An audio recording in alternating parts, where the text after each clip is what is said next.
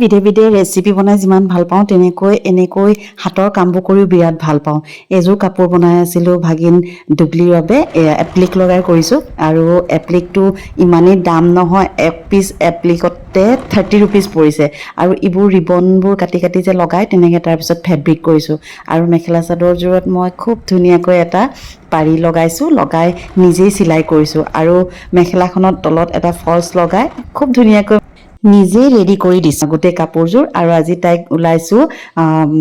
কইনা ভাত খুৱাওঁগৈ বুলি, আৰু কইনা ভাত খুৱাওঁতে মোৰ বিৰাট ভাল পাওঁ মানে মই এনেকৈ গিফ্ট এটা দি পেলাই আমাৰ ভতিজা ভাগিন চবকে দিছোঁ আৰু তাইলৈ বুলি এই কাপোৰযোৰ মই নিজে ৰেডি কৰিলোঁ আৰু ইমান ধুনীয়া হৈছে নহয় দেখি নিজৰে মানে কিবা এটা বেছি ভাল লাগি গৈছে। নিজলৈ কিন্তু কাপোৰ কৰিব নোৱাৰোঁ আৰু বেলেগক মানে মই দি বিৰাট ভাল পাওঁ। তাৰপাছত এই কাপোৰযোৰ কমপ্লিট হৈ গ'ল, হৈ যোৱাৰ পিছত এতিয়া বোলো তাইক ভাত খুৱামগৈ যেতিয়া এতিয়া মানে দিনতে ভাত খুৱালোঁ আৰু তাইক মই কাপোৰযোৰ দিলোঁ আৰু এইযোৰ চাওকচোন ইমান ধুনীয়া লাগিছে নহয়। আৰু নিজেই যে পিন্ধি অকণো ফটো মানে তুলিব নাপালোঁ, তাত আমি আচলতে ৰান্ধি বাঢ়ি খুৱাইছোঁগৈ বাইদেউৰ ছোৱালীক মানে ভাগিনক,